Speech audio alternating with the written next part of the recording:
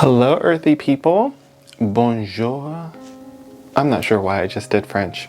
Sorry, please excuse me. On a side note, I'm super excited about the movie Wonka coming out. So I guess that also I have this mini crush on Timothée Chalamet, and he did like this French little segment on Instagram Reels, and I've just been just thinking about that. So please excuse me. I don't know if anyone else likes Timothée Chalamet, but he's coming out with one of my movies, Willy Wonka as a child. Willy Wonka and the Chocolate Factory. It was one of my favorite movies, and he's going to be in a prequel to that movie of my childhood.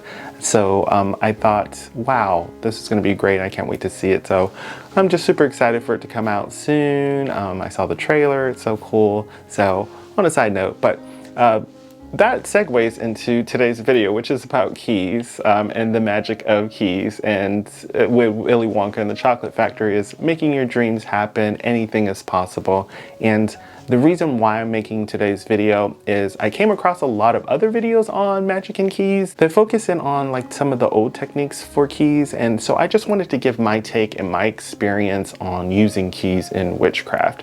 So if this sounds interesting to you, keep on watching. And without further ado, let's begin. All right, so we're gonna talk about keys, right? So whether or not it is one of these types of keys, or maybe you have maybe one of these types of keys, a modern key, or even just like a locker key or something for, you know, the trunk or a little chest. Keys are keys, and I want to premise that. So I don't want you to think that you have to go out there and go get the most ornate key, or it has to be a skeleton key. And in my opinion, a skeleton key is wonderful, but also a lot of the skeleton keys can come from the medieval times, because that's kind of when they kind of became popular. And I am very sensitive with energies. So in my opinion, if the older the key, a lot of it has passed through a lot of hands, a lot of locks, and Lord knows if there's magic attached to it. So for me, it's a lot more work to cleanse it, to reset it, and then make it mine. I don't know what your experience is, but that's been my experience with skeleton keys or the older keys. So I prefer to use some of the modern keys, or keys that I'm using on a regular basis that have been with me for many years. Now, don't get me wrong, if you do come across a skeleton key, or maybe you were gifted one, I was gifted a key, then of course you're going to want to cleanse it and kind of personalize it, because once again, you don't know the history of the key, how many hands that key has gone through, locks, some of the different houses it's been in, or maybe, you know, it got lost and now it ended up in you. Long story short, I digress.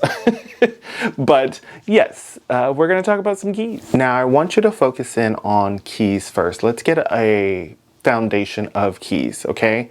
Because what I've been seeing is a lot of people think that keys have always been metal. But if you do your own research, actually the first key was kind of in like the Mesopotamian era, the Assyrian, I think there was like a civilization during that time period. But the first key has been said to be wooden, and it was sort of like a prodder that would just like stick into a hole and unlock. It was like a simple lock, and that was the first known key. And then there were keys in Egyptian times and so forth, and it just kind of progressed. It was even said that the Romans kind of began doing like the metal lock with the metal key, and then it kind of progressed, the skeleton key in medieval times, and so forth. So, and the only reason why I'm not here to just, you know, give you a whole history lesson on keys, that's not the whole thing, but I want your mindset or your view on keys to know that there are different types of keys. You don't have to keep in your head that the key has to be metal. It can be a wooden key. It could be a picture of a key. It can be a plastic key, okay? It's about the representation of what that key goes to, okay? Key to a lock, a key to a door, a key to a chest, unlocking this, locking that. That's the mindset that I want you to have when it comes to keys, okay? Now we're going to take that foundation and we're going to apply it to witchcraft. Now, the first way that you can use your key is liminal spaces, okay? And when I say liminal spaces, it's kind of the space in between, right? It's not the mundane world, but it's not quite all the way through the spiritual. It's kind of the in between, the connection between the two. And so your key can be connected to the crossroads. It can be connected to the graveyards. It could be connected to your altars.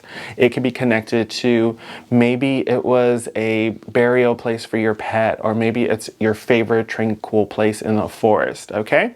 Now, what I would recommend when it comes to your key, there are two ways to connect it to those areas, okay?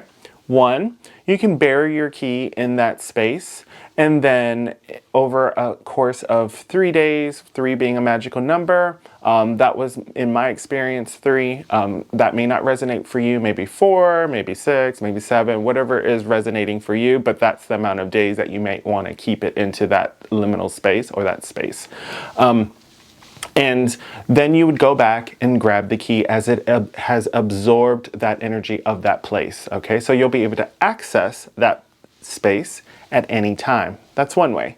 The second way that I have found is to get 2 keys, okay? 2 keys, you cleanse them, you charge them, you kind of give it the same energy, okay? So you don't want to focus in on one key and then just forget about the copy of that key, the second key, okay? With the 2 keys, you are going to keep them on you, walk around with it, sleep with it under your pillow. You are going to cleanse and charge it at the same time with the same energies, with your energy, with your magic oils, and so forth, okay? You get the point. But you are going to take one of those keys and you are going to keep it in that liminal space. You're going to go bury it in the crossroads. A liminal space can also be a running river, a lake. It could be your favorite ocean area. It could be the altar area, okay? You would bury that key or keep that key in that space, and you would have the twin, the other key, with you, so that every time that you use it in your craft, you're unlocking that energy so you can access that liminal space without going there, right? Maybe it's a graveyard that closes at midnight or closes at 8 o'clock and you really need to get some magic done, okay?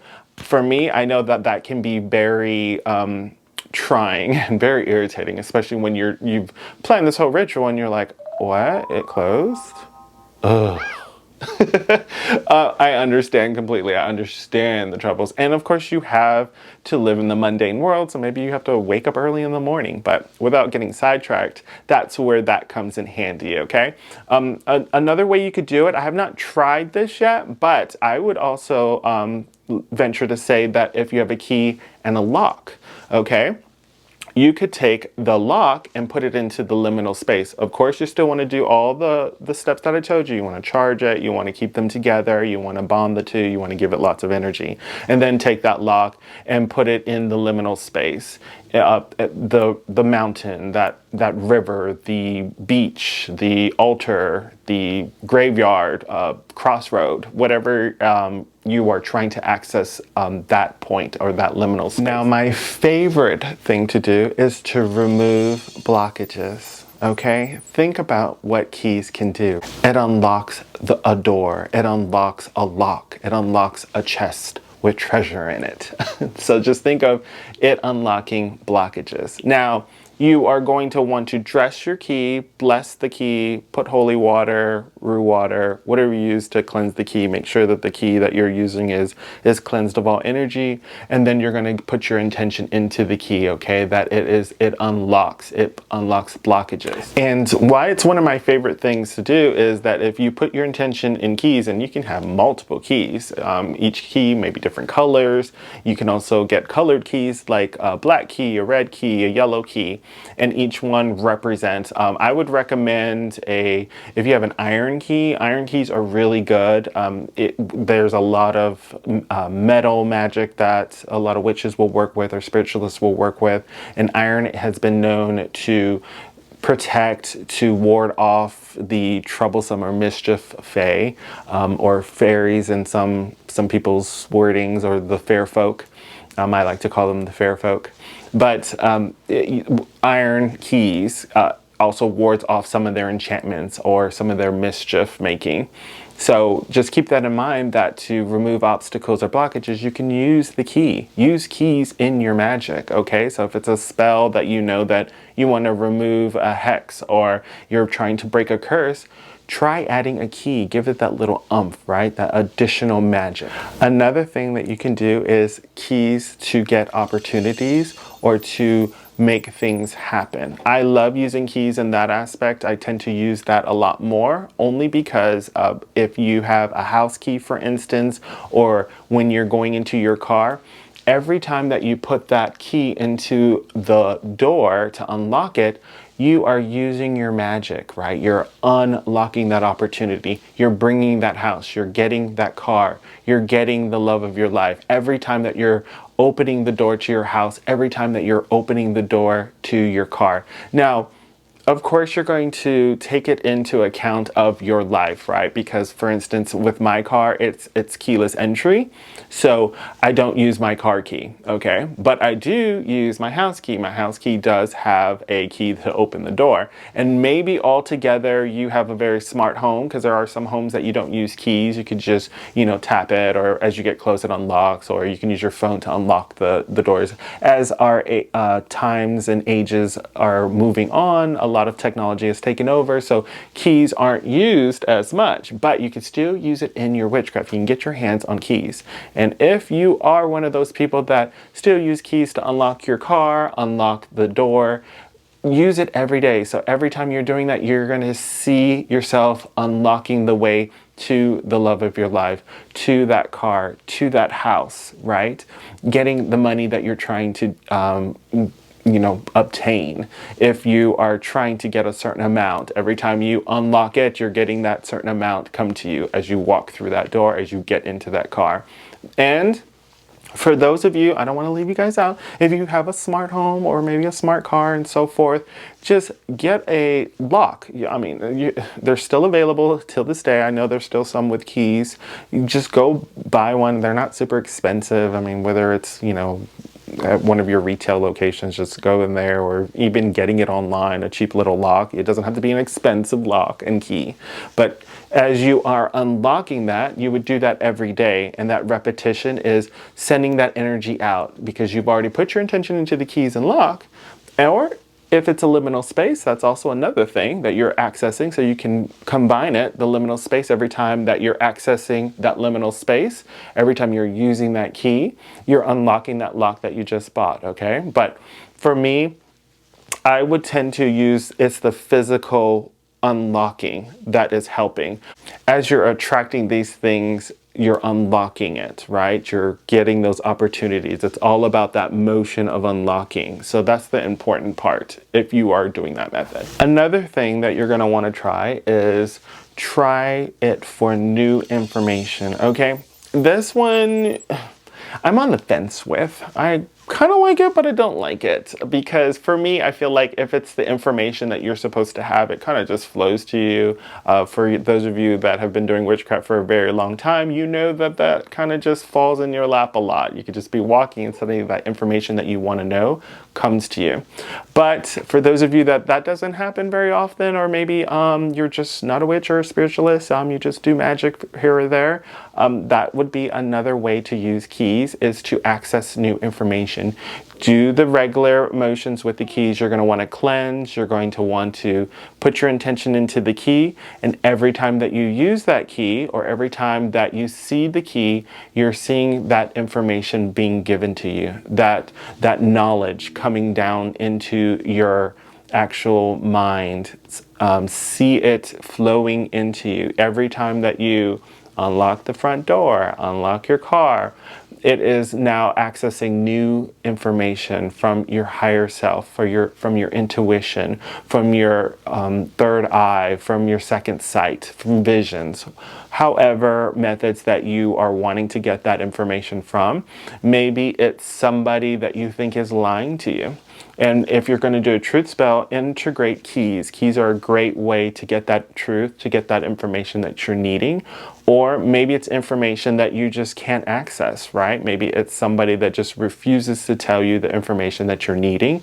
use keys, right? Use that intention. Put the intention into the key. Use the key. So every time you unlock that front door, every time you're unlocking that lock, you are getting that information. That information is coming to you. You're seeing that information being presented to you. Another thing, I kind of tackled it earlier on in the video about protection, but protection. Keys can be used for that. Like I was telling you earlier about how iron keys, if you can get your hands on iron keys, those are great. But if you can't, that's perfectly fine too. Just get some keys. Me personally, I like to do 3 keys, and those 3 keys represent my 3 layers of protection.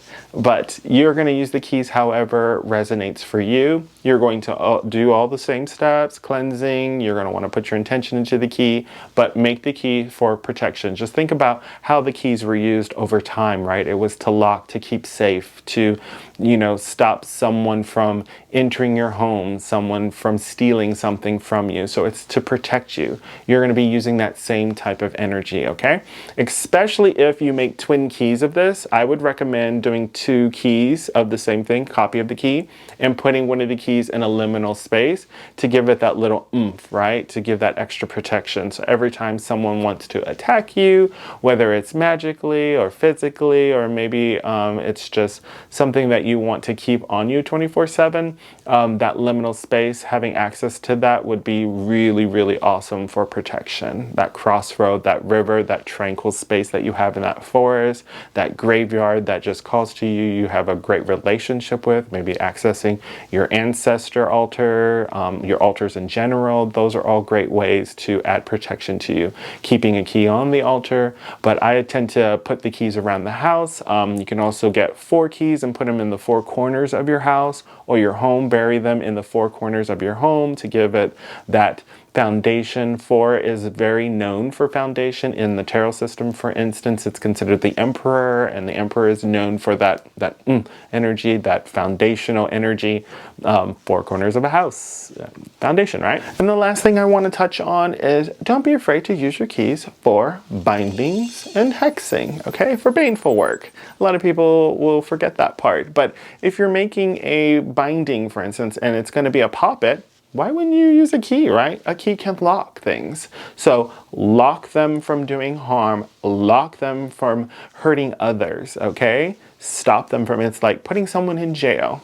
Use a key for that. If you're making a baneful jar, for instance, you might want to utilize keys. Put those in the jar. Stop them from getting to things. Stop them from, you know, going on and about and affecting your life. Stop their negativity, right? Put keys into that. So hexing and binding, baneful works, keys are very, very powerful, especially when you attach them to liminal spaces or sacred spaces as well, holy places. You can make the 2 copies that I told you about, put one into like a holy space or a very sacred space, and you can access those types of energies. And when it comes to bindings and hexing, don't take it lightly.